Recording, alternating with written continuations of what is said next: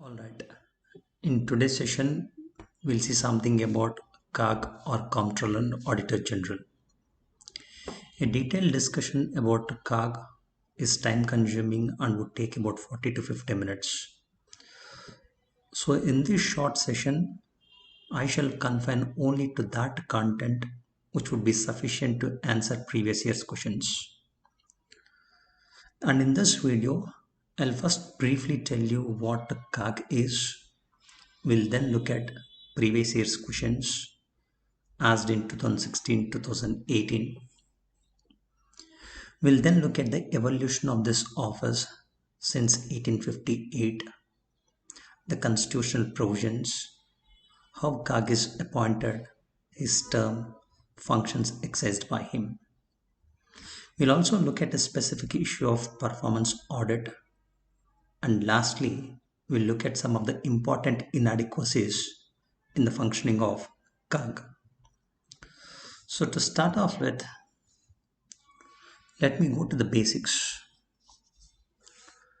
Now the government gets its revenues from tax as well as non-tax sources. So whatever money that the government gets either by way of taxation or through non-tax resources, the money is credited into Consolidated Fund of India. The money that is put into Consolidated Fund of India is taken by the government and is spent for various welfare purposes or for the purpose of administration. So the government gets revenue. The government then spends the amount either for the welfare or for the administration. Now, input, output. The government gets revenue. The government spends money. This is expenditure. There has to be an independent constitutional mechanism which would keep monitoring the revenues that the government gets, the money that the government is spending. Such an independent constitutional body here is your CAG. So CAG examines the appropriateness of the money that the government receives and the money that the government spends for varied purposes. So this is what CAG essentially does. Now, bearing this in mind, let us move further. Let us look at the previous year's questions. A question regarding CAG has been asked in 2016 as well as 2018. Now, in 2018, students were asked to explain something about the appointment of CAG, term of CAG, as well as the powers that he exercises. This is a 10-marker question. So the students are asked to write down about the appointment, term, as well as powers exercised by CAG. Now in 2016, a question in specific reference to performance audit or auditing of government's policy implementation has been asked. Now look at the question. Exercise of CAG's powers in relation to the accounts of the Union and States is derived from Article 149 of Indian Constitution. Discuss whether audit of government's policy implementation could amount to overstepping its own jurisdiction. When you are asked to discuss something, you have to write down arguments in favor, arguments against it, not merely writing down. You should also justify it with, you should also back your argument with either an expert opinion or a court judgment or some standard sources. Now, having written down arguments in favor and against a particular issue, you should also take a definitive stand. This is what you do in a question with a keyword like discuss. Now, discuss whether auditing of government's policy implementation could amount to overstepping its own jurisdiction. Now, moving ahead, the content that we would discuss here would suffice the requirements of both these questions.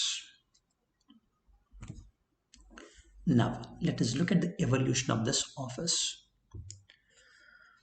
My dear, for the first time in 1858, the post of Accountant General has been created. Subsequently, the Accountant General was also asked to audit the accounts. So, accounting and auditing both were vested in this particular office. Now, come Government of India Act 1919 and 1935, this particular authority has been granted independence. Now, CAG from 1919 and 1935 was granted independence. The appointment was no more made by the Secretary of State but by the British Crown. CAG could be removed only on such grounds and in such manner as that of a judge of a federal court. And after retirement, after he demits the office, CAG is debarred from holding any office under the crown in this country. A close look at all these three would give you clarity that the same have been retained under Indian Constitution and are currently being followed. Come 1936, Audit and Accounts Order has been issued by the British government, specifying the functions to be discharged by CAG. These particular orders have lasted until 1971. In 1971, an Audit Act has been enacted. Duties, Powers and Conditions of Service of CAG Act of 1971. This is also famously known as Audit Act.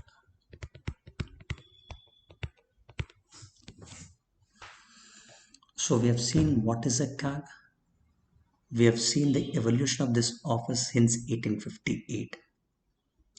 Come 1950, we've had our Indian Constitution. The Constitution had provisions from Article 148 to 151 related to the office of CAG. Now let me briefly tell you what each article is.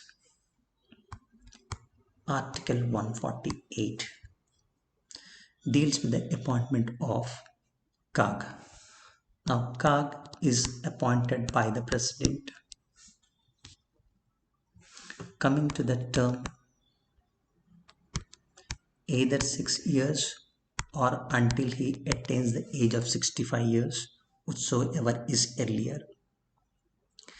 CAG can be removed only on such grounds and in such manner as that of a Supreme Court judge.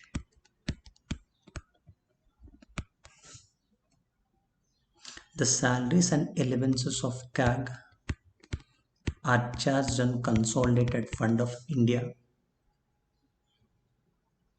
Now all these are provided in Article 148. Article 149 deals with the duties and powers of CAG. Now according to 149, CAG is vested with the powers of auditing the accounts of central government, state governments, and any other organization specified by a law. This is 149. Article 150 deals with maintenance of accounts by CAG. So the CAG, as specified by the presidential rules, would be maintaining the accounts of union, state, and other entities. 151. CAG would submit an annual report to the union government, to the president, and to the governor. So the audit reports of the central government would be submitted to the president. The audit reports of the state government would be submitted to the governor of the state. These are these 4 articles in brief. So 148, 149, 150 and 151. These are the constitutional provisions. To supplement these constitutional provisions, a law has been enacted in 1971, which is Duties, Powers and Conditions of Service of CAG. 1971.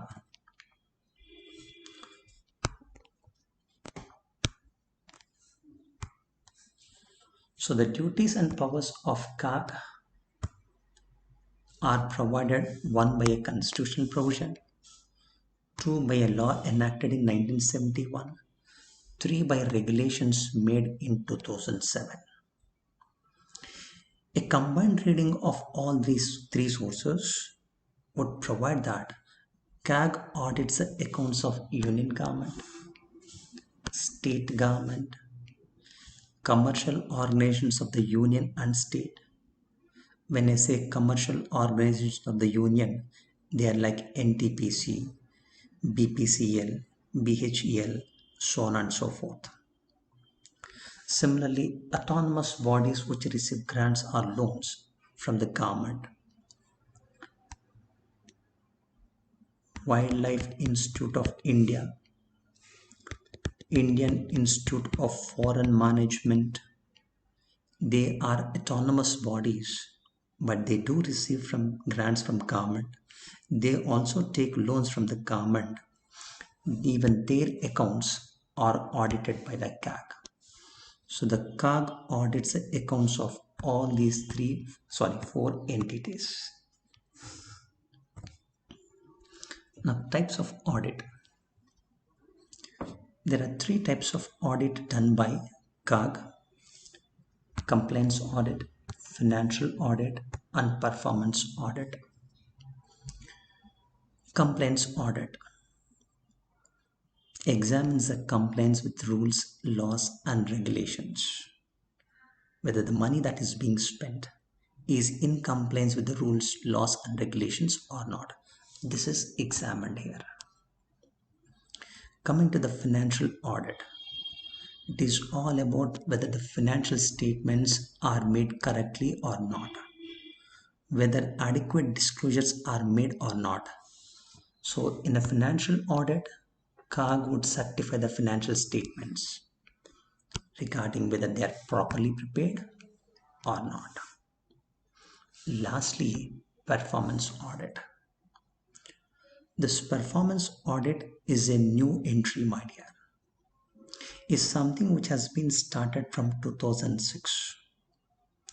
In 2006, a GO has been issued and has been notified in the Gazette of India, according to which CAG can examine the economy, efficiency, and effectiveness of government policies as well.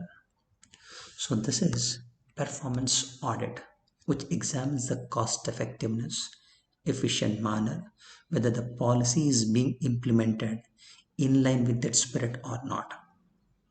Now let me explain all these three with an example.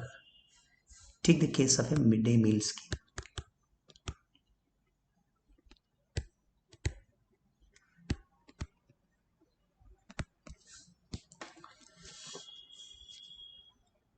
In case of a midday meal scheme, whether the money is being spent in compliance with the rules, laws, regulations or not. After it is spent, utilization certificates are granted. Whether adequate disclosures are made or not, this is all financial audit. Now, a performance audit of the scheme is examining to what extent the nutritional status of children has improved, to what extent school dropouts have reduced, to what extent enrollment of children in schools have improved. This is performance audit. Performance audit is nothing but auditing the implementation of government's policy, my dear.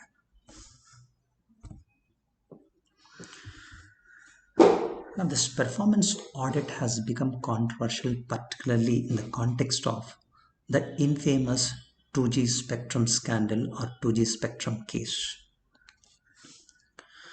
Now, the Joint Parliamentary Committee that was set up on 2G case has contested CAG's performance audit of licensing policy, Unified Access Service Licensing Policy. But it is to be noted, as I've told you, in 2006 itself, the government issued a GO saying that CAG can make a performance audit.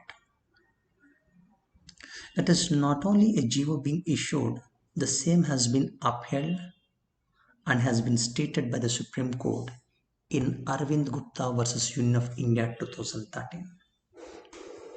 The Supreme Court in this Arvind Gupta case has said that CAG doing a performance audit, CAG auditing the policy implementation of the government does not amount to transgressing, does not amount to overstepping its domain.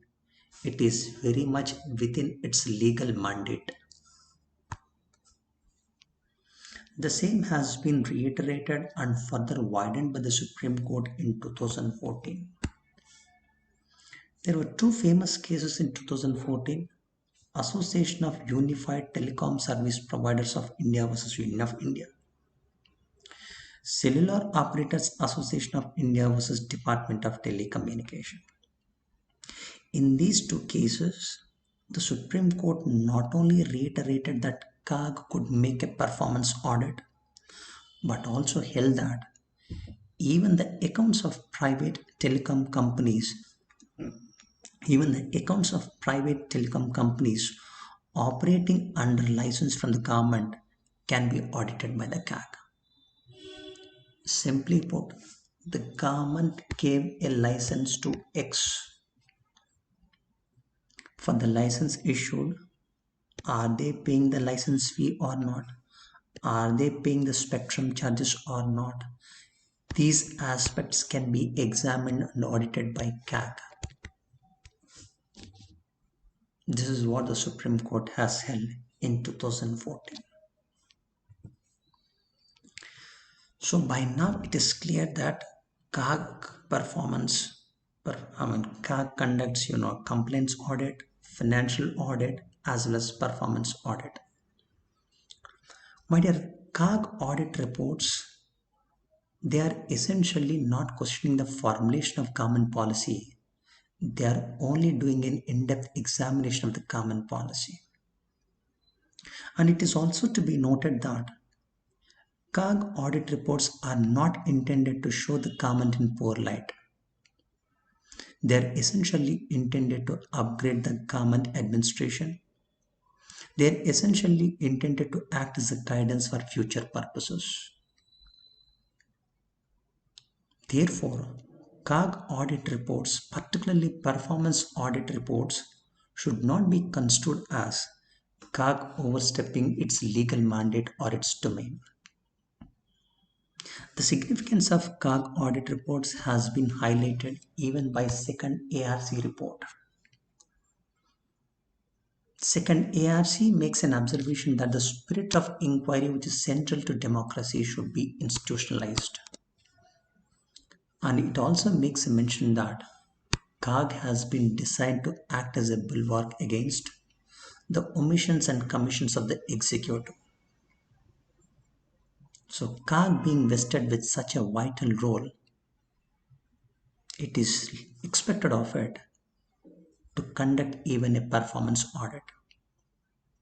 And none other than the former President of India and the then Finance Minister in 2011, Mr. Pranab Mukherjee, has also publicly stated that CAG, while conducting audit of government policy implementation, is not exceeding its limitation.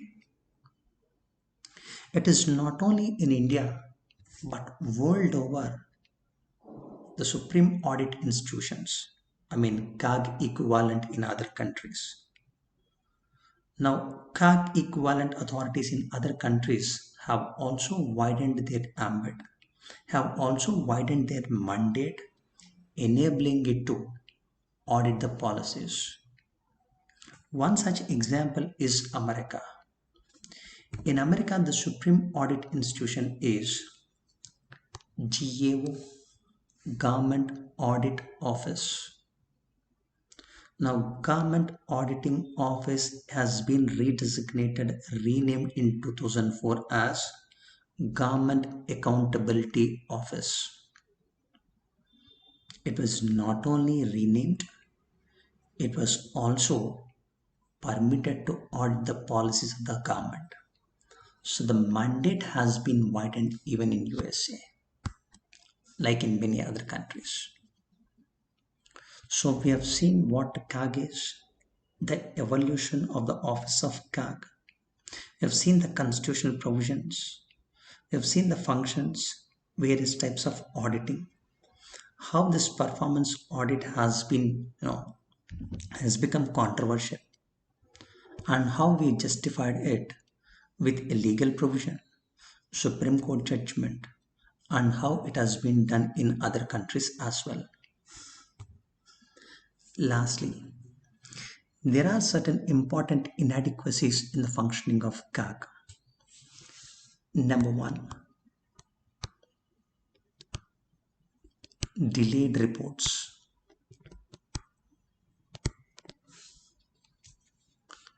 CAG has been criticized that it submits its reports in a delayed fashion. But it is to be noted that it is not CAG to be blamed in this case. When CAG is auditing an entity, number one, this entity does not submit the accounts to CAG in a time-bound manner. So instead of making CAG accountable, rather it is entities who should be held accountable for this drawback. So there has to be a time-bound manner in which the audit entity should submit their reports, accounts to CAG so that the same can be audited in a specified time frame. Number two, local bodies. You have center, states, local bodies.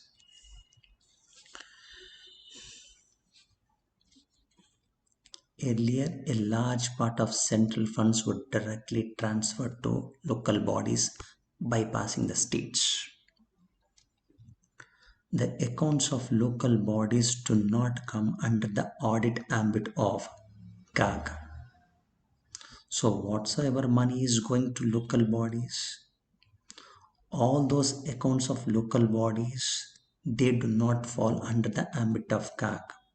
They are escaping the scrutiny mechanism.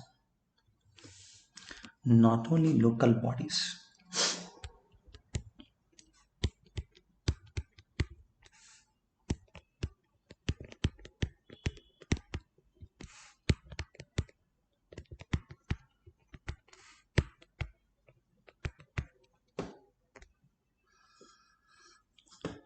of late, majority of the infrastructure projects are being taken up in a PPP fashion, public-private partnership mode. Whatsoever projects are executed in a public-private partnership mode, they do not fall under the ambit of CAG. Similarly, if a special purpose vehicle, take the case of Delhi-Mumbai Industrial Corridor, a special purpose vehicle has been created for the execution of this project.